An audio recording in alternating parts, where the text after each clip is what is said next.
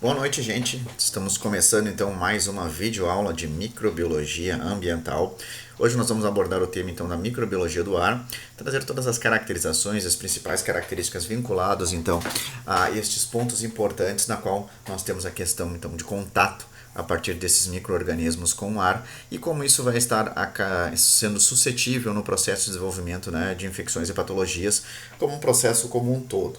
Então aqui a ideia básica de nós conseguirmos construir com vocês todas estas informações e estas organizações a partir de que pontos especificamente nós vamos trabalhar com a questão da microbiologia do ar, onde se encontrar estes micro-organismos, que tipo de ações são feitas e até o próprio processo de propagação destes micro-organismos, estando então vinculado com o processo de desenvolvimento de doenças e infecções, principalmente pelo contato do ar, a qual nós vamos estar inspirando e podendo vir então a desenvolver estas caracterizações. Também vamos abordar alguns outros pontos importantes, alguns mecanismos fundamentais sobre o processo de desinfecção específica, na qual nós vamos então trabalhar com a caracterização de que tipos de equipamentos devem ser utilizados para minimizar o contato com esses micro-organismos, a importância desses desses processos, né, ou destes então dessas características destes produtos e a partir disso então algumas colocações importantes para nós conseguirmos fazermos as ações específicas a partir do que é importante para o processo do cuidado da microbiologia do ar. Então aqui nós vamos trabalhar com equipamentos, metodologias, produtos, e os locais mais comuns de serem visualizados e que vão ser responsáveis dentro desse processo para algum determinado tipo de patologia na qual nós vamos estar sujeitos, além de algumas características vinculadas ao ar, o processo de propagação destes micro-organismos e quais são os mais comuns micro-organismos a serem propagados pelo ar. Um dos pontos interessantes, pessoal, é que nós vamos trabalhar tanto com questões de bactérias especificamente aqui e também algumas outras condições de fungos como alguns pontos importantes, tá? É legal aqui nós relacionarmos de uma maneira geral e retomarmos algumas informações.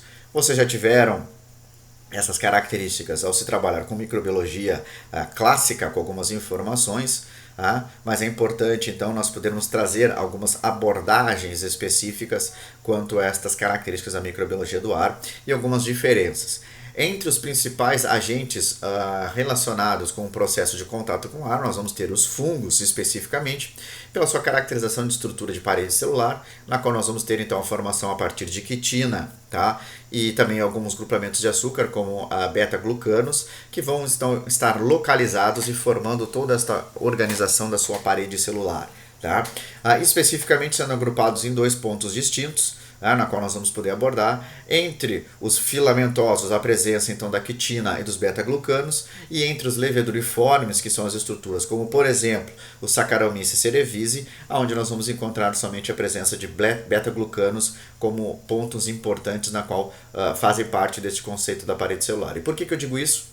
Um dos grandes mecanismos mais comuns de serem visualizados no processo de transmissão desses agentes, e da sua propagação é exatamente a formação de estruturas reprodutivas, na qual nós vamos ter a formação dos esporos. Os esporos são extremamente resistentes, tem uma cápsula ao seu redor que permite uma maior durabilidade destes micro-organismos do que nós vamos visualizar nas bactérias. Então, ficando sobre a superfície durante longos períodos de tempo, até que se tenha então uma das suas grandes caracterizações.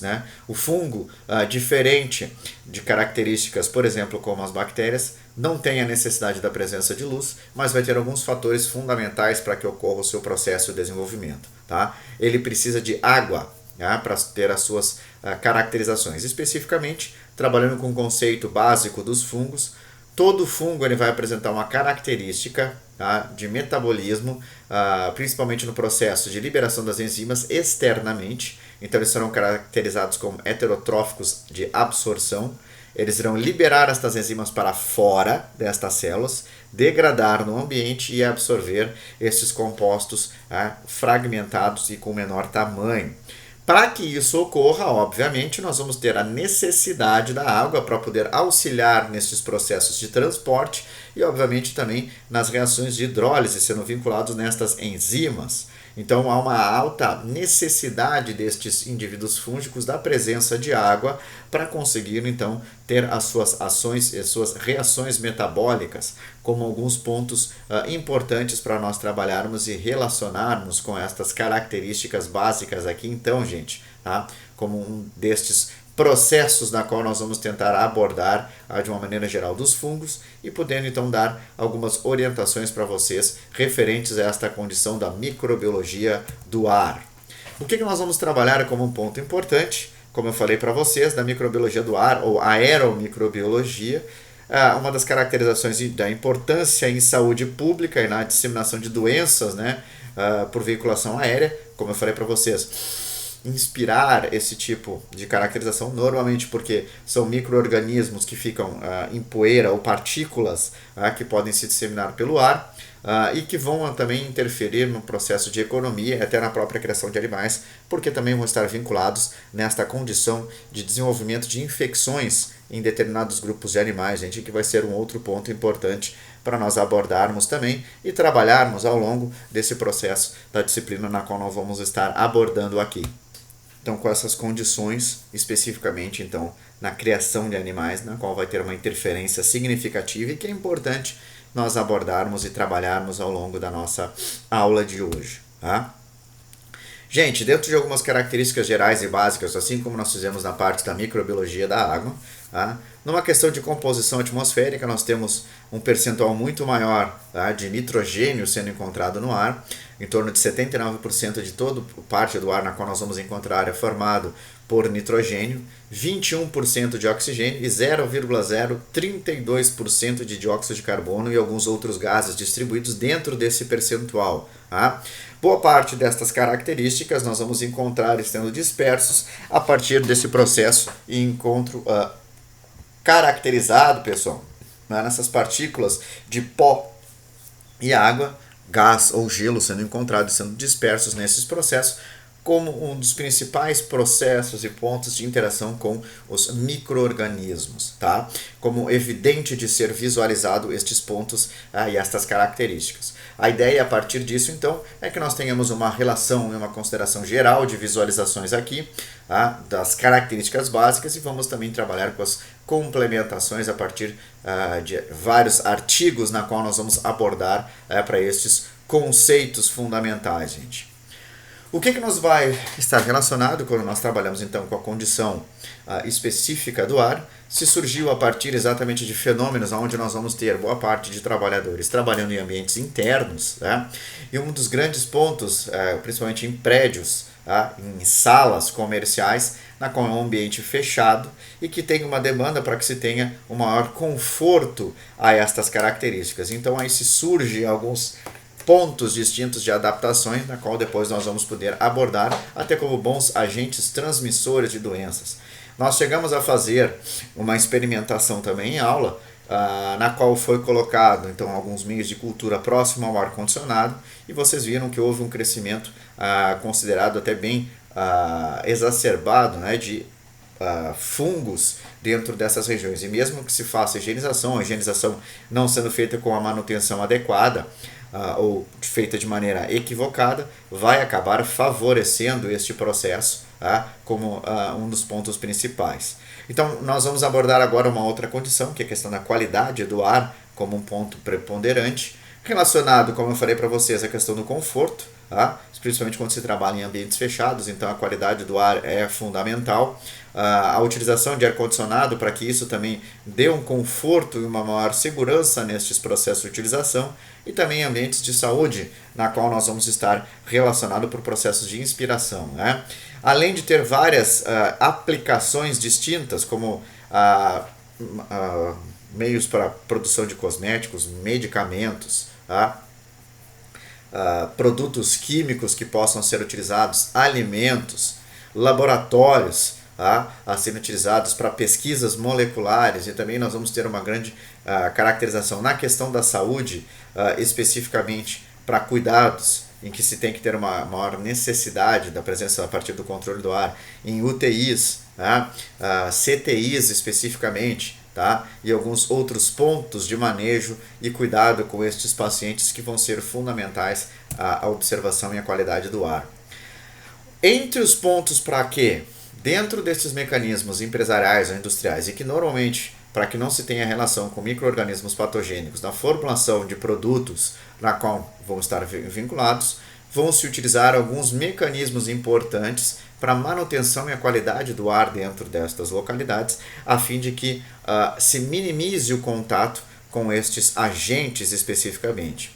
Então, a utilização de filtros de ar de alta eficiência, chamados de EPA, né, com sistema de ventilação e malhas de fibras, para remover com estruturas até com diâmetro de 0,3 milímetros, então coisas muito pequenas podem ser removidas dessa estrutura. E essas capelas elas são importantes porque elas fazem um fluxo eficiente, e mantendo um isolamento completo do que está sendo feito com o ambiente externo. Então praticamente não há contato com nada. É muito utilizados estes mecanismos, né, destes filtros, principalmente em laboratórios de análises clínicas também, e também para a parte de diagnósticos moleculares, gente, onde nós vamos ter que trabalhar, por exemplo, com DNA e RNA, muitas vezes, em que eu não posso, se eu estou tentando identificar características genéticas, ter um contato específico com estas porções ambientais, porque isso pode me levar a informações equivocadas. Então são equipamentos muito importantes para manter o grau e a qualidade dessas estruturas do ar, com uma eficiência até de 99%, extremamente eficiente. Além disso, se utilizando outros processos importantes também, a radiação não ionizante, a luz ultravioleta, que vai fazer com que se tenha a eliminação de micro-organismos dentro desta superfície. Por que faz esse processo de eliminação dentro da superfície? Porque é um ponto bem interessante para nós podermos trabalharmos e podermos abordar também, tá, gente? Que é o que nós estamos vendo aqui nesta parte da aula aqui, tá? Nesses slides especificamente, como um ponto importante, tá? A radiação ultravioleta ela interfere diretamente em pequenas porções do DNA.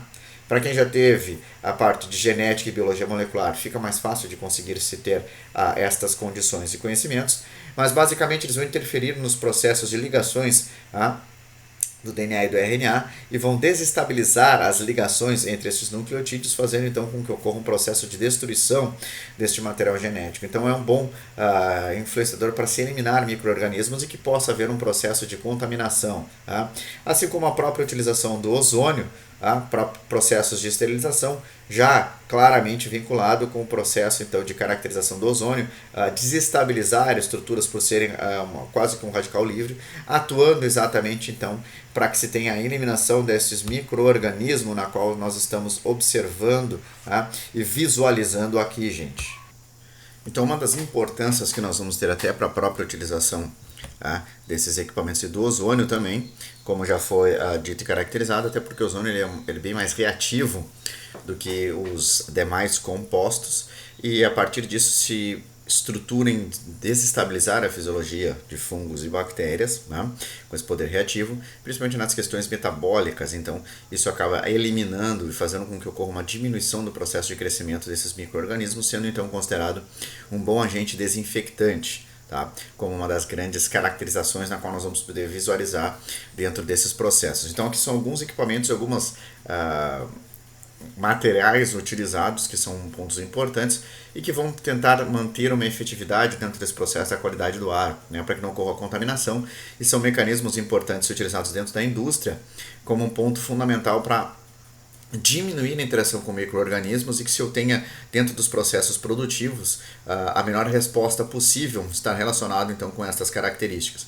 Então a partir obviamente destes processos eu consigo ter um controle melhor do que está sendo feito, Então como eu falei para vocês, em alguns processos de crescimento microbiológico específico, produção de alimentos, na qual eu não quero que qualquer tipo de interação do ar venha influenciar, eu preciso ter um controle dentro destas localidades para que o ar seja mais efetivo, e eu tenho um controle mais rígido dentro dessas características e uma melhor condição do ar, na qual nós vamos estar fazendo esse processo de utilização.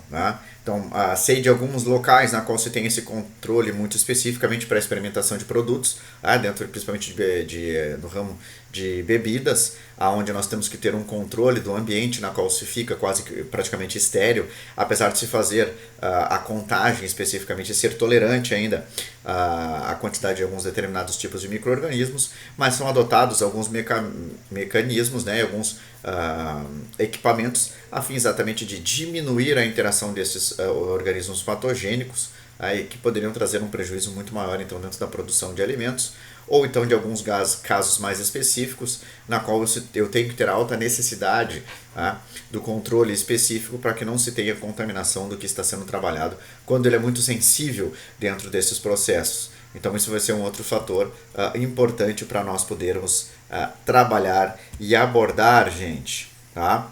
Como algumas características legais para nós podermos então caracterizar. Quais são os principais micro-organismos na qual nós vamos encontrar no ar? A flora microbiana, ou a microbiota natural de ser encontrados no ar, ela é transitória e muito variável. Tá? Elas obviamente não se desenvolvem do ar, mas vão se utilizar do ar para o processo de transporte. Né? Então, tanto a questão do ar sendo encontrado com poeira e partículas de água, vão carregar estes micro-organismos. É interessante se fazer uma pequena pausa nesses processos aqui para nós entendermos, né? São partículas muito pequenas na qual micro-organismos vão conseguir se manter ali associados e obviamente a partir deste processo se propagar. Um bom parênteses para nós trabalharmos com essa questão dos micro-organismos do ar até e esse é o processo de propagação, onde nós podemos visualizar essas questões de partículas de água, até partículas de saliva, né? No local com ambiente fechado e que se trabalha muito com essas condições para que se tenha uma qualidade do ar melhor mesmo, é tentar fazer com que se tenha alguns mecanismos específicos para tentar diminuir um processo de interação com esses micro-organismos, né? O próprio processo aqui do professor estar falando e fazendo as apresentações para vocês, boa parte de micro-organismos que possam estar no meu corpo especificamente podem estar se propagando para o ambiente a partir das minhas gotículas de saliva e de suor também, na qual é um processo bem evidente dentro da propagação específica destes micro-organismos. Isso também é uma condição que pode ser levado adiante. Como eu trabalhei com vocês com algumas questões já fundamentais, quando nós estávamos explicando anteriormente, o processo de propagação ela pode ser longa ou curta. Já se tem ideias de alguns processos de propagação longa, principalmente os fungos que são mais resistentes. Nós temos alguns tipos de fungos sistêmicos localizados e são caracterizados por serem bem comuns dentro da nossa região por características ambientais, né, mais ruralizadas, por assim dizer, com contrato com animais. Especificamente eu vou ter alguns determinados tipos de fungo que podem sim se propagar a longas distâncias, até como os paracoquidioides, os coquidioides, né, especificamente também paracoquidioides brasilienses, em que nós temos algumas ideias de que tem a propagação que eles podem até percorrer 35 km se propagando pelo ar como possibilidades de processo de transmissão. Então vocês vejam uma ideia, se nós fôssemos fazer uma relação de distância, é o mesmo que se alguém apresentasse um local aqui em Lajeado, com o processo de crescimento destes fungos, seria possível ele se propagar inclusive até Venâncio Aires, que fica em torno de 32 km de distância daqui, então, de Lajeado. Então isso também já é uma condição bem interessante de longas distâncias que estes esporos podem percorrer e podem estar se disseminando em outras localidades fundamentais, então, para que a gente consiga caracterizar e identificar como pontos importantes, gente. São bem fundamentais, para que a gente consiga visualizar e observar essas características, né? Alguns obviamente vão morrer imediatamente, outros vão ser resistentes, vão durar até de semanas a meses. Normalmente aqueles que são esporuladores, que formam organizações de esporos, vão ser os mais resistentes, podendo sobreviver até períodos mais longos do que meses, alguns até anos especificamente em superfícies inanimadas, até o seu processo de contato. Nós temos agora a caracterização que é importante e se ter o conhecimento, que é o período e o tempo, por exemplo, principalmente nesses períodos de pandemia na qual nós estamos vivenciando, a caracterização do próprio coronavírus, né, o Covid, na qual ele vai ter uma caracterização de conseguir sobreviver algumas semanas especificamente sobre superfícies metálicas, né? E já se tem alguns outros estudos, até de processo de desinfecção, retomando o nosso assunto anterior, já que se tem a propagação por via aérea também, como um ponto importante, tá? Até por isso você faz a caracterização de utilização de máscaras, a utilização de alguns determinados tipos, tá, de produtos que possam ser importantes. Já se tem alguns estudos se trabalhando, ainda não se tem uma comprovação científica específica, mas que até a própria incidência de luz solar, ou luz ultravioleta também, é importante para que façam quase que a morte instantânea destes agentes virais também. Assim como a utilização de Quiboa, e estou utilizando a marca comercial aqui, vamos utilizar então o nome técnico científico, hipoclorito, tá? Na qual vai se utilizar então esses componentes pela presença de cloro para que ocorra o processo de desintegrar o material genético, assim como as estruturas celulares de outros micro-organismos, tá? O destino final, especificamente, estando relacionado às condições que são importantes a serem observadas e que faz parte de nós conseguirmos localizar, tá? Então são localidades que vão apresentar uma maior umidade, temperatura como um ponto importante, nós vamos ter micro-organismos como nós já trabalhamos especificamente, que vão ter nichos distintos, tá? Para poderem ocupar com essa questão de temperatura, a quantidade de luz solar, que vai fazer interferência para poder ter o seu crescimento ou não. De novo, trabalhando com as questões dos fungos, que são os principais agentes na qual nós vamos encontrar aqui. Não há necessidade de luz solar para o seu processo de propagação até crescimento. Tá? O tamanho das suas partículas como um ponto importante para que possam ser agrupadas, por exemplo, na poeira ou em gotículas de água e que consigam se propagar de maneira mais eficiente, como nós já estamos visualizando, né? E servindo então nesse processo específico. Tem aqui alguns exemplos interessantes, como os endosporos, tá? E os cistos encontrados em alguns parasitas, que vão ser mecanismos para tentar evitar com que eles venham a morrer, né? Que faz com que eles consigam sobreviver por um período de tempo maior do que o comum, como nós vamos poder caracterizar, tá?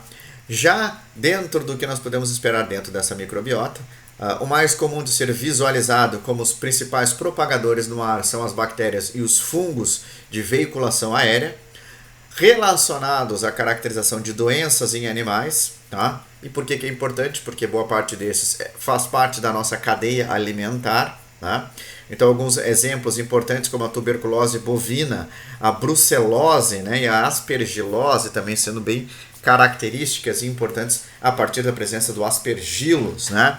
Entre eles, como eu já falei para vocês em uma aula, o Aspergillus niger, que era um fungo localizado dentro da região do Rio Nilo, como sendo caracterizado, identificado como um dos principais fungos na qual se fez o processo de infeccionar o rapaz que era responsável por identificar a tumba de Tutankhamon, e a partir das características, né, dessa infecção aérea, que ele veio morrer alguns dias depois de contrair o processo de Aspergillus niger, que acabou se situando dentro do pulmão, e ainda trazendo à tona essa questão então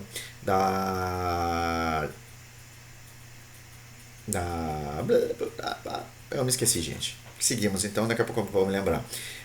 Acredito que é algo com a maldição de Tutankhamon, exatamente. Tá? Então também tem essa caracterização de alguns pontos importantes. Tá? Então nós vamos visualizar. Eu quero agora trazer, né, alguns pontos importantes de exemplos para vocês de como se tem a questão da tuberculose bovina interferindo nas condições humanas, e aí nós vamos dar sequência também a esse processo, né, a esse ponto, para podermos caracterizar estes principais características desses micro-organismos do ar.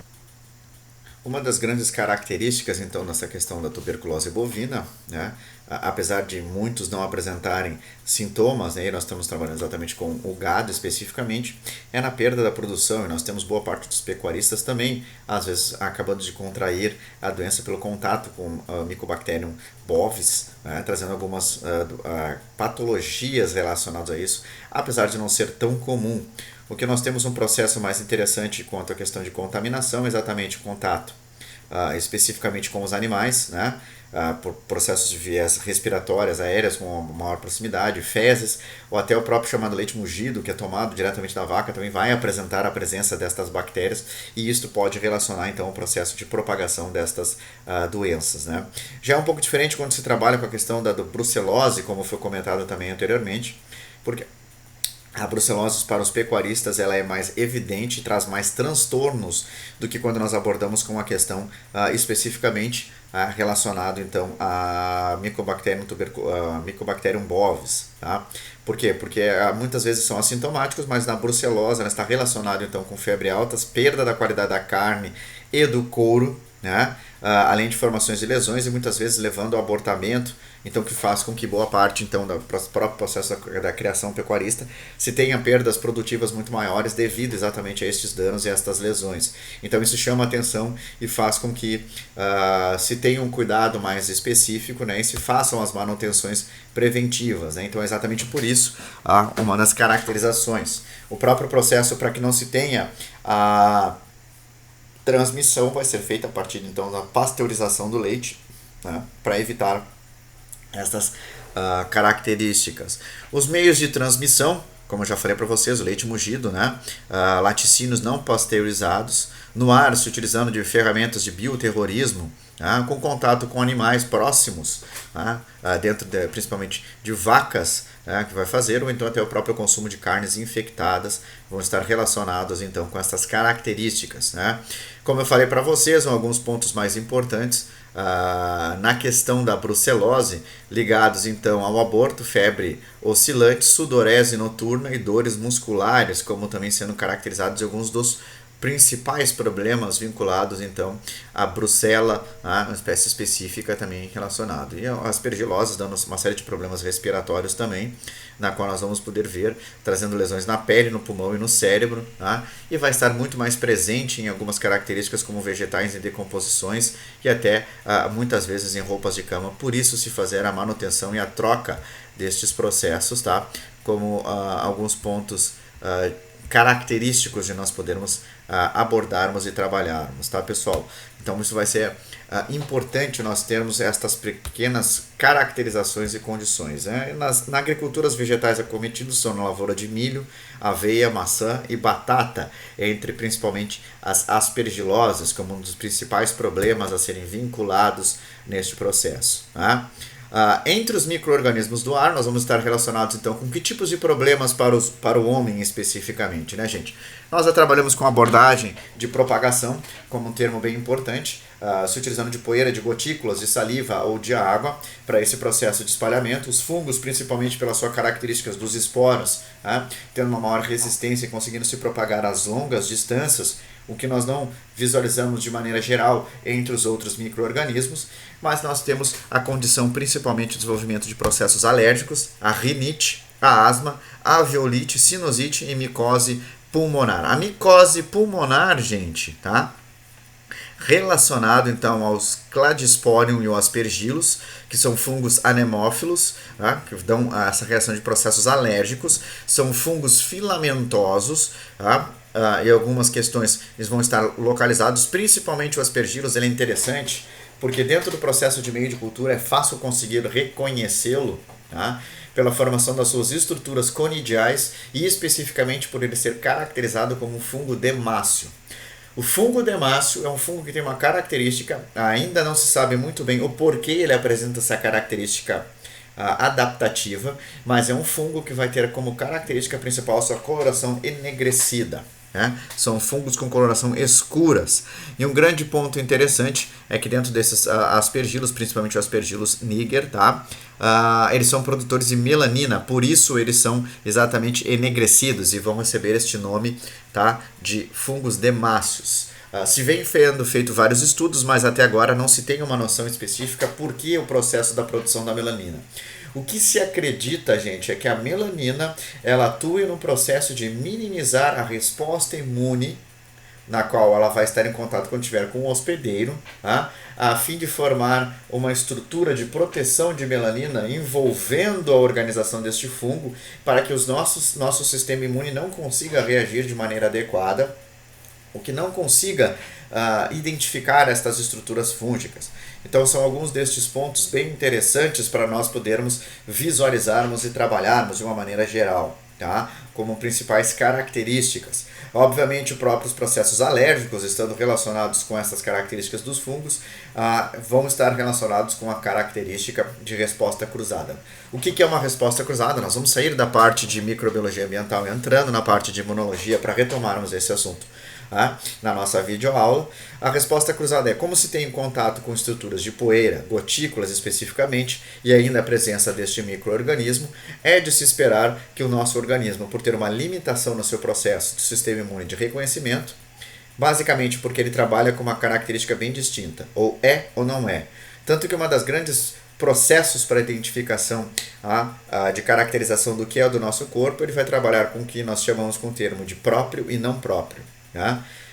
Dentro destas condições, é de se esperar muitas vezes que desenvolvimentos alérgicos, por exemplo, a poeira, estejam relacionados com o contato do fungo, porque em algum determinado momento, estas partículas fúngicas, juntamente com a da poeira, acabaram associando um estímulo de resposta imune, que veio então a desencadear uma reação mais agressiva à presença desses compostos. Então toda vez que eu entrar com uma poeira, não necessariamente com a presença de um fungo, o meu organismo vai entender que aquela estrutura da poeira invariavelmente é um agente invasor e precisa ser destruído. E aí, então, a partir deste ponto, trazendo os prejuízos principais na qual nós estamos visualizando dentro dessas características da microbiologia do ar. Nós ainda vamos encontrar a questão dos cladisporiums especificamente, como bactérias esporuladas, formação de endosporos, com bacilos gram-negativos ou gram-positivos também, e alguns grupos de vírus, algas e protozoários como característico. Entre os vírus é importante nós ressaltarmos, como eu já falei para vocês, principalmente H1N1, que é um vírus respiratório também, que vai ser importante devido exatamente ao período na qual se entra, agora com os períodos mais de inverno, com maior frio e maior processo de transmissão destes agentes virais, e a característica do coronavírus também. Por que o período do inverno é um período mais crítico? E podendo se trabalhar com essa característica da microbiologia do ar para vocês também conseguirem compreender por que se trabalha com essa ideia de que no inverno a propagação destes agentes respiratórios se torna mais efetiva. Significa que estes vírus ou estes micro-organismos estão mais bem adaptados ao frio? Não. O que nós temos que ter como um ponto de partida, gente, é que normalmente no frio a tendência é que nós teremos mais conglomeração, aglomerado de gente em alguma determinada localidade, um ambiente fechado, com a circulação de um mesmo ar, sem que haja trocas efetivas com o ambiente externo. Então esse processo de se ter uma maior aglomeração devido ao frio, que a tendência é elas se agruparem para se mantermos mais aquecidos, vai favorecer com que o vírus tenha a maior quantidade de hospedeiro para conseguir se propagar. Então é uma das condições que vem sendo trabalhadas e abordadas. Exatamente por isso se trabalhou agora durante este período do ano de 2020, na qual nós estamos aqui, precisamente mais no dia 28 de abril, na qual nós vamos estar abordando esta nossa aula, caracterizada aqui como um ponto importante.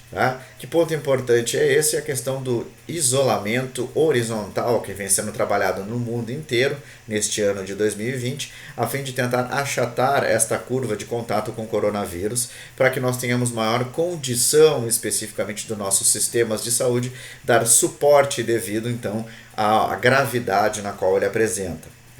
Já se existem outras teorias e outras reações relacionadas a isso, de não haver tanto a necessidade do isolamento horizontal, mas isso é um ponto para uma outra abordagem, na qual nós vamos poder trabalhar em uma outra videoaula, na qual eu vou fazer especificamente sobre Covid-19, para nós podermos então abordar este tema, fazendo todo um histórico e uma construção para vocês também, que é importante quando se trabalha com a questão da microbiologia, gente? A questão de vírus importantes nessa questão da saúde, mesmo que seja uma abordagem um pouco mais relacionada ao ambiente, mas nós temos que ter uma condição de que o ambiente sim vai influenciar diretamente em que condições de saúde.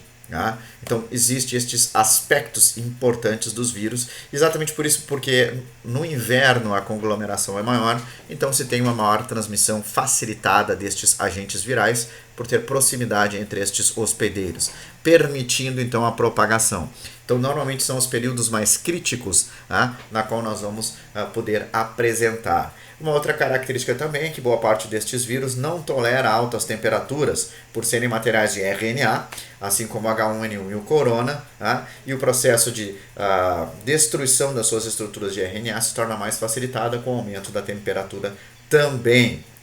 Então, são estas condições na qual nós vamos poder visualizar e vamos poder caracterizar como alguns pontos importantes, tá, gente? Nós vamos trabalhar ainda com alguma característica sobre o processo de propagação desses micro-organismos do ar, relacionados então principalmente com a questão de que esses micro-organismos vão estar localizados em ambientes abertos ou externos e ambientes internos ou fechados, tá? Na qual nós vamos poder caracterizar. Dentro dos ambientes abertos, boa parte destes micro-organismos se encontram no solo, e pelo contato específico com o solo, você tem essa propagação no ar, na qual nós vamos acabar então aspirando estas estruturas. E no ambiente fechado, os micro-organismos mais abundantes do que no ambiente aberto, obviamente, por um espaço menor, mas vão estar relacionados com fontes externas, né? Relacionados então com esta característica. Então nós vamos ter uma predominância de micro-organismos encontrados principalmente em trato respiratório fazendo a circulação, como Streptococcus, Staphylococcus e Neisseria, como os principais agentes relacionados, além de alguns outros tipos de fungos comuns também que vão fazer esse processo e essa circulação. É caracterizado um outro ponto importante, a própria recirculação do ar, como eu falei para vocês, que é comum de ser visualizado no inverno, vai estar relacionado até no fator de aumentar de 1.000 para 10.000 vezes a relação com o ar externo. Isso significa que, num ponto importante, no ambiente fechado com muita gente, a circulação e a recirculação daquele ar que ele aumenta muito num espaço curto, permitindo então, como eu já havia dito para vocês, uma maior facilidade destes micro-organismos se propagarem, então tendo estas características e estas condições, gente. Pessoal, dentro do micro-organismo do ar externo, a origem específica, nós vamos trabalhar com um ponto importante. A origem vem-se da superfície da terra, do solo e da água e representa a principal fonte destes micro-organismos, né? Então, o próprio vento vai fazer com que se tenha dispersão deste material do solo, e isto vai fazer então com que se tenha então a propagação. Nós também vamos encontrar na superfície de oceanos, rios e lagos, e a partir do próprio processo de evaporação, estes micro-organismos vão acabar então se dispersando em regiões no ar, como também algumas outras características na qual nós vamos poder visualizar e observar aqui. Então são alguns pontos bem interessantes quando nós abordamos estas características de propagação dos micro-organismos, gente. Quando nós trabalhamos com a caracterização de micro-organismos do ar em ambientes externos, na questão de atividades agrícolas, gente, se trabalhando com o processo de irrigação de lavouras, a partir até do contato muitas vezes com efluentes de esgotos, a utilização de adubos, solos contaminados com bactérias de origem fecal, pelo contato com animais também, e muitas vezes humanos em alguns casos específicos, né? A partir do processo do vento ou qualquer processo de propagação, vai se fazer com que eu tenha o levantamento também e o processo de entrada no ar especificamente. A utilização de água não potável na retirada de lagos para reutilização nas plantações e o processo de dispersão para se fazer essa irrigação também favorece com que estas pequenas partículas, a partir destas águas não potáveis e com uma qualidade menor, eu tenha a proliferação desses micro-organismos no ar como um ponto importante. Uma outra característica também para o processo de dispersão vão ser feitos a partir da caracterização das colheitadeiras mecanizadas, com bactérias e esporos de fungo que ficam no ar e vão caindo nas plantações e nos solos e vão tendo a chamada contaminação cruzada do ambiente. Vai saindo de um lugar para o outro e eu vou tendo uma troca constante e isso também vai permitindo o contato dessa estrutura no ar, que é uma organização importante. A preparação do solo pelos tratores, a liberação de partículas, que também vai trabalhar nesta caracterização. O manejo de resíduos sólidos, como compostagem, na liberação de micro-organismos que estão atuando no processo fermentativo e na criação de animais, no próprio trânsito e alguns processos, como nós já vimos da Mycobacterium bovis, como a parte comum de estar relacionado, né, em um agente infectante bovino, e que depois pode, então, a partir desse processo, se propagar para outros ambientes distintos, ocasionando grandes problemas nesse processo na qual nós estamos visualizando aqui, gente, como uma característica bem interessante e importante para nós podermos trabalhar e abordar. E a criação de animais como fator importante, então, também para esse processo de propagação desses micro-organismos no ar, como alguns destes componentes fundamentais para o processo de infecção, e caracterização também de propagação. Lixos a céu aberto, com depósitos de resíduos, produção de CO2, gás metano, gás sulfídrico, que são produzidos por bactérias que fazem a degradação do lixo, e a prática de remoção do lixo auxilia na proliferação desses micro-organismos no ar, afetando a saúde das pessoas que coletam este lixão e que também vão estar relacionados com um contato específico. Até uma das grandes características do mau cheiro está caracterizado por esse processo da proliferação destes micro-organismos que ali se encontram como alguns agentes importantes. Estação de tratamento de esgotos e efluentes, o aerador da lagoa de aeração, formando gotículas que vai fazer com que se tenha todo o processo de liberação a partir do lodo ativado, que são alguns focos de comunicação do ar. É de se esperar, inclusive, se encontrar, por exemplo, dentro dessas condições, uma grande quantidade de partículas de Escherichia coli, Klebsiella, Shigella, Salmonella e Enterobacter dentro desse processo. Há um vídeo também para compartilhar com vocês, interessantes, relacionado até à questão de espirros e tosse, a propagação de gotículas, como nós podemos ver aqui na imagem. Pode chegar a uma velocidade até de 100 metros por segundo, se espalhando de 1,5 até 9 metros. Se espalha em torno de 40 mil gotículas infecciosas, na qual nós estamos visualizando, e também com alguns processos importantes. Então é interessante até mostrar para vocês depois um outro vídeo, na qual nós vamos colocar aqui também, para que seja visto esse processo de propagação. Essa questão dos espirros, até do próprio processo de distanciamento de gotículas, teve um estudo recente agora, apesar de várias falhas metodológicas, então a gente também não pode considerar 100%, mas eu acho interessante trazer aqui, já que nós estamos abordando essa condição da microbiologia do ar e o próprio processo de propagação de pessoas doentes, no momento que, por exemplo, espirram e vão fazer esse processo de propagação das partículas, sobre o distanciamento social, pela presença na questão do coronavírus de pessoas que possam ser assintomáticas e estarem infectadas na prática esportiva, Então, dando exatamente em torno de 1,5 metro a 2 metros de distância entre essas pessoas, foi-se utilizado a partir de um modelo de computador que tentou visualizar a maneira como é feito o processo de propagação do suor e da saliva, da respiração, por exemplo, por movimentos forçados, tanto aeróbicos, quanto a questão de exercícios de força, como os de academia, na qual são visualizados. Então tem estes aspectos importantes, e foi um estudo lançado agora para tentar caracterizar esse processo de distanciamento social. Por que eu disse que não podemos confiar 100%? Até porque pela própria metodologia utilizada e os cálculos abordados, foram feitos vários cálculos matemáticos, mas o grande problema foi tudo feito por simulação de computador. Então, boa parte dos movimentos dali mostrados e da parte que foi utilizada como base para os cálculos não pode ser considerada real, exatamente e especificamente pelos próprios comportamentos e movimentos utilizados pelo modelo matemático para tentar explicar o processo de propagação. Então, serviu como uma ideia inicial e ainda precisa ser feito esses aprimoramentos para ter 100% de certeza, para conseguirmos definir especificamente qual é o ponto específico de distanciamento e como se dá exatamente esse comportamento destas gotículas, na qual nós estamos abordando e visualizando aqui, na questão do coronavírus de novo. Então, como ponto também importante nesse processo de propagação.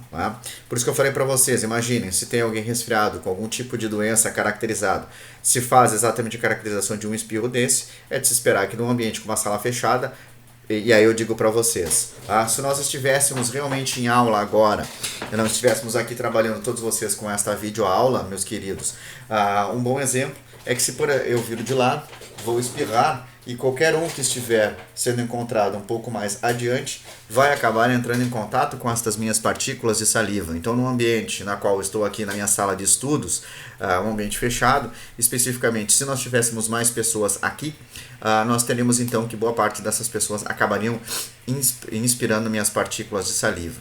Isso é um processo comum, tá, gente? Não fiquem apavorados e também enojados, porque isso faz parte, né?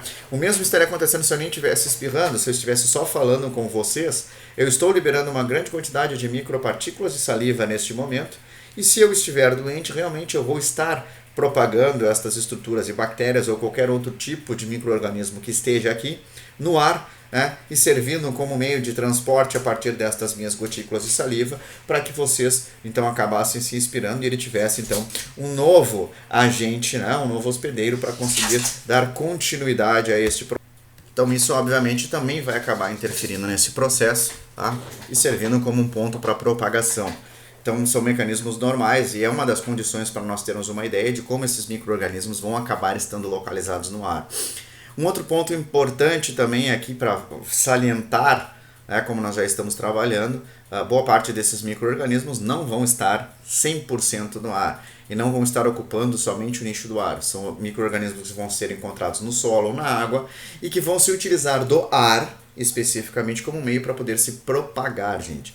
Então é exatamente esta importância que nós vamos ter de conhecimento dessas estruturas quanto à microbiologia do ar. Tá? Nós não vamos ter um micro-organismo 100% encontrado somente no ar, até porque ele não teria como passar boa parte de toda a sua vida microbiológica estando distintamente voando livremente pelo ar. Tá? Irá ocorrer isso durante um período de tempo e obviamente depois ele deve estacionar em alguma localidade, em algum ponto, para dar continuidade a estes processos, tá, pessoal? Quanto à questão dos bioaerosóis, gente, tá? Bioaerossóis, nós vamos encontrar. São partículas de origem biológica que se encontram suspensas no ar e compõem em torno de 10 a 50% da massa total do ar. Vocês vejam, tem uma variação bem grande. Pode chegar até a metade do processo de contato desta condição do ar. E isso realmente é uma condição considerável dentro dessas partículas na qual nós vamos poder visualizar e encontrar. Então se faz importante nós termos o conhecimento do que são esses bioaerosóis, gente. Tá? Como componente importante e contaminantes biológicos. O que são estes bioaerosóis, então? Então, gente, o que são estes bioaerosóis na qual nós estávamos trabalhando e abordando? Tá? É importante, então, nós novamente caracterizarmos este processo e darmos uma definição 100% científica para que vocês saibam o que são estes bioaerosóis. Como colocado no slide, então nós vamos abordar e caracterizar. Tudo que for considerado um bioaerosol são partículas de origem biológicas que ficam suspensas por um determinado período de tempo no ar, tá? Tendo como fonte importante constituintes de fungos anemófilos, tá? Então é importante nós termos a ideia destes constituintes, né, caracterizados. O conhecimento da microbiota de um determinado local é importante para a questão de diagnóstico ecológico, monitoramento de contaminação do ar e tratamento de determinadas alergias a partir do processo de se saber do que se esperar dentro de uma determinada localidade e exatamente como nós podemos fazer esse processo de identificação. Tá? Então, dentro dessa condição da microbiologia do ar, voltando àquilo que nós falamos lá no início da nossa videoaula de hoje, tá? O ponto específico da qualidade do ar passa especificamente pelo reconhecimento destes bioaerosóis, tá? E como nós vamos poder atuar a partir disso para que eu tenha uma qualidade do ar mais efetiva, diminuindo a quantidade destes agentes, né, e dessas partículas de origem biológica que ficam suspensas no ar e que vão ser responsáveis por processos de infecção e também de doenças alérgicas, né, pela interação com agentes inanimados como poeiras e gotículas de água que possam levar, como eu falei para vocês, expliquei o processo da resposta imune ao desenvolvimento de uma série de doenças e patologias. Então é importante nós termos esta caracterização então desses bioaerosóis, gente, tá? E a presença de fungos anemófilos como os principais agentes e constituintes destes bioaerosóis. Para nós deixarmos claro também, um fungo anemófilo, ele é caracterizado aquele fungo que tem a característica de se dispersar no ar, tá? Quando nós trabalhamos com a ideia de fungo anemófilos, não é um grupo específico. Estão relacionados naqueles principais grupos de fungos que, em uma determinada localidade, tá, vão ter a capacidade de dispersão no ar. Então, os fungos anemófilos eles vão variar de região para região, conforme as condições ambientais que vão favorecer o processo de crescimento de determinados tipos de fungo, e aqueles que têm a capacidade dentro daquela localidade e região de se propagar no ar vão chamar e vão ser caracterizados como fungos anemófilos, pessoal, tá? Então, é importante nós termos estas características. Dentro dos contaminantes biológicos, gente, nós vamos ter vírus, bactérias, os fungos anemófilos, cistos de protozoários, fragmentos celulares, né? Subprodutos de metabólito celular também em alguns casos, que são os principais causadores de problemas respiratórios. Entre subprodutos metabólicos, normalmente nós trabalhamos com condições então das características tanto de fungos e bactérias no seu processo de fisiologia, para que ocorra a caracterização do seu crescimento e a partir, obviamente, destes subprodutos, ocasionando a nossa resposta imune, que é importante. Uma das características fundamentais para nós abordarmos aqui, então, é a condição: se a renovação do ar em um ambiente interno não for satisfatória, ele se torna viciado, ocorre a recirculação, e como eu falei para vocês, de 1000 vezes ele vai acabar circulando 10.000 vezes estando no mesmo lugar, e isso vai fazer com que esses subprodutos, esses micro-organismos tenham uma maior proliferação e, obviamente, gerando, então, esta condição de desenvolvimento de infecções, tá? O que nós podemos caracterizar como fatores do grau de contaminação do ar e de um ambiente interno agora trabalhando? Até então nós estamos trabalhando com a parte de ambientes abertos ou externos, tá? Matérias ou partículas como poeira, ventilação, números de pessoas, como nós já havíamos trabalhado anteriormente dentro de uma localidade, a natureza e o grau de exercida por esses indivíduos, tá? Entre a natureza e o grau de atividade exercida, quanto mais a atividade for feita, maior a respiração. Então, se nós temos, por exemplo, dentro de uma academia, é um local onde realmente, devido à alta atividade que é feita e pelas... se forçar a ventilação para se manter os processos fisiológicos, vai acabar, então, obviamente, favorecendo esse processo de proliferação dentro de um ar interno, né? Então, o homem passa em média de 87% do seu dia em um ambiente fechado, inalando ar contido nesse ambiente. Então, isso também é um ponto importante. Por isso que existem vários trabalhos e revisões já sendo feitas, né, para a condição de melhorias de qualidade do ar e que vão se trabalhar especificamente, então, com esses pontos fundamentais.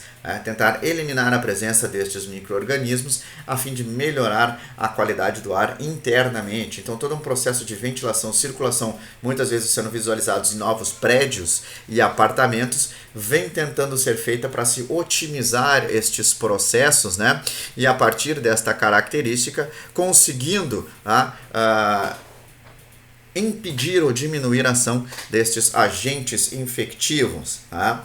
Então, nós temos parte disso de expelidos em gotículas do nariz e da boca durante os espirros, a tosse ou até mesmo pelo fato de falar, né? A ventilação, o ar-condicionado, vasos, plantas também vão favorecer nesse processo de propagação, que vai ser importante. Então, essas são algumas das condições que normalmente vão interferir a própria ventilação. Então, por isso que uma das grandes maneiras de se evitar o processo de infecção e que se trabalha é que se tenha uma maior ventilação entre esses ambientes fechados, tá? Como era trabalhado em sala de aula, muitas vezes dentro do período de inverno, e muitas vezes a gente não sabia por quê. Por que não fecha a sala e liga o ar no ar quente? Porque isso, na verdade, vai te trazer um conforto momentâneo, aquele calorzinho bom, tá? Mas nós não temos um sistema de circulação de ar adequado, e isso muitas vezes vai fazer com que eu fique dentro do ambiente com ar-condicionado que não está muito bem limpo ou higienizado, devido às vezes por períodos mais prolongados, vai fazer, na verdade, então, com que a circulação e a recirculação dentro deste ambiente do ar, ela seja muito maior e, na verdade, eu esteja inspirando cada vez maior quantidade destas partículas, né? Então, isso também sendo uma caracterização para nós conseguirmos observarmos e visualizarmos aqui. Então, existe essa condição. Qual é uma das coisas mais fáceis a ser feitas para tentar evitar este processo de recirculação do ar? ou minimizar os contatos com vírus, bactérias, fungos, né, outras partículas que poderiam então estar ocasionando problemas. O que normalmente se faz quando não se tem essas condições de ventilação, principalmente visualizados em apartamentos mais modernos, com essas características de aberturas de ar que permitam esta ventilação de maneira mais eficiente, ou até em prédios comerciais, na qual pode ser visualizado com sistemas de ar-condicionado central em processo de circulação mais efetiva desse ar, também trazendo essas condições. O que se faz em um caso, por exemplo, de uma sala de aula, se faz o processo de abertura especificamente então de uma janela ou da porta e se permite então com que a partir desse processo se tenha a entrada ou saída de ar e obviamente isso permitindo uma circulação maior e impedindo com que aquelas mesmas partículas fiquem dentro de um ambiente fechado. Isso vai fazer com que boa parte daquelas partículas acabem saindo por essa entrada de ar e eu mantenho uma circulação mais efetiva com ar novo, assim sendo considerado e obviamente então diminuindo as chances ou possibilidades então desses processos de desenvolvimento de infecções na qual nós vamos estar visualizando, gente. Bioaerosóis de ambiente externo mais fontes geradas de um ambiente interno, como por exemplo poeira vinculada pelo ar, entra no ambiente de atividade de corrente de ar. A sobrevivência desses micro-organismos na poeira vai se tornar muito perigoso, principalmente em áreas hospitalares. No local onde eu tenho surtos de infecções, especificamente contaminadas a filtros de ar, condicionados por bioaerosol, está relacionado a isso. Houve uma fonte externa que trouxe aquilo, é um ambiente fechado que não tem a circulação deste ar e permite com que o mesmo ar viciado fique circulando ali. Então, são algumas características na qual nós vamos ver e que são fontes importantes de contaminação e processos de propagação. Com isso, nós temos um outro ponto importante, a característica do sistema do ar-condicionado. O ar-condicionado é contaminado por partículas de poeiras mais estes micro-organismos e é importante se fazer a limpeza adequada. Quem de vocês nunca apresentou em algumas características, por exemplo, de estar num ambiente normal, sem problema nenhum, ao entrar em um ambiente com ar-condicionado, principalmente aqueles que não foram feitos a higienização de maneira adequada, e nós vamos visualizar que ele começa a ficar com o nariz entupido e obviamente já tendo algumas características interessantes pelo contato já com esses micro-organismos, Então a limpeza incorreta nos filtros e no duto do ar refrigerado vai propiciar o desenvolvimento de partículas obviamente microbianas como fungos, vírus, ácaros e bactérias a entrarem nesses ambientes e obviamente serem inspirados e estarem desenvolvendo doenças respiratórias, pessoal. Então isso é uma outra condição importante para nós abordarmos e trabalharmos, Já, como eu falei para vocês, nos prédios mais antigos estão mais propensos a contaminações por fungos, bactérias, algas e protozoários. O risco de contaminação biológica é significativo após 8 anos de existência em condições ambientais propícias. Isso significa que principalmente esses prédios mais antigos, onde o processo de circulação do ar ele não era feito de maneira efetivada, não era tão eficiente, pode propiciar que se tenha um acúmulo desses grupos de micro-organismos. Entre as bactérias, as principais, nós vamos ter a Legionella, a Pneumofila, Bacillus, Flavobacterium, também conhecidas, a própria Pseudomonas aeruginosa, Staphylococcus aureus, Mycobacterium tuberculosis, Neisseria meningitis, Streptococcus pneumoniae, Actinomycetes, a Cinobacter como um dos principais agentes. E nos fungos, principalmente os que são considerados como infecções sistêmicas, como o Paracoccidioides, o Penicillinum também, o Cladosporium e os Fusariums como os principais. O Fusarium é até interessante porque tem uma série de micotoxinas que são invariavelmente bem agressivas ao organismo e que também são alguns pontos interessantes a nós trabalharmos. E os vírus, principalmente influenza. O influenza, nós vamos ter o influenza A, o tradicional, a gripe sazonal, nós vamos ter o H1N1, os grupos do corona, e outros grupos relacionados para o desenvolvimento de SARS, que é a síndrome respiratória aguda sistêmica, na qual também é importante dentro desses grupos de vírus respiratórios que vão ocasionar grandes problemas dentro da região pulmonar também, e se faz importante se ter esses pequenos conhecimentos a fim de nós evitarmos piores problemas relacionados a estas características, Dentro disso, nós vamos ter uma resolução de 16 de janeiro de 2003, tá? Do diretor do colegiado da Agência Nacional de Vigilância Sanitária, se utilizando dessas características, sendo necessário revisar e atualizar os padrões de referência de qualidade do ar do interior ambientes. Então, por isso, se faz todo um processo de recomendação a partir dessa caracterização de limpeza mensal, tá? Nos componentes de climatização. Nos componentes hídricos, se utilizar apenas umidificação do ar, na qual se utiliza esse processo, deve ser feita limpeza quinzenal, para que não se tenha esse problema caracterizado para o desenvolvimento de patologias relacionadas aos micro-organismos do ar, gente, como alguns destes pontos na qual nós vamos trabalhar aqui. Eu vou encerrar esta parte da videoaula aqui para que ela não fique muito extensa ainda. Nós temos alguns mais assuntos a serem tratados. Como nós estamos abordando então neste período de videoaulas, eu vou dar a continuidade depois então em outro momento, para que a gente então deixe separado este processo em duas aulas distintas e que nós tenhamos tempo hábil para poder explicar tudo, dar exemplificações e trazer alguns outros materiais e vídeos específicos aqui, para que vocês então consigam ter uma melhor compreensão destas características, né? Nessa parte final da aula, de novo, eu quero retomar com vocês uma informação importante. Os micro-organismos relacionados ao ar não são originários do ar, mas eles ocupam este espaço, né, como meio de processo de propagação e manutenção a ser visualizado. Então aqui nós temos algumas características distintas e importantes que se faz então necessário estes reconhecimentos então para que a gente tenha essa caracterização. Também nós vamos poder abordar a questão da qualidade do ar, as limpezas que são utilizadas, então nós vamos tentar abordar possivelmente posteriormente, tá, também essas questões de higienização em empresas, higienização residencial, quais são os padrões importantes, né, que tipo de ferramentas nós podemos ter para que se tenha um controle efetivo e que a gente acabe evitando, então, estas condições. Vamos trabalhar também com algum ponto importante, como o processo de padronização de higienização de ar-condicionado, o que deve ser feito, como deve ser feito, que tipo de higienização pode ser feito, que tipo de produtos podem ser utilizados dentro do ambiente, para evitar este processo de propagação desses micro-organismos causadores de doenças, e também de algumas outras patologias em animais também, pessoal. Agradeço de novo a atenção de vocês, tá? Espero todos tenham gostado desta videoaula e eu encerro então por aqui, dando um grande beijo e um abraço a todos vocês, pessoal. Boa noite.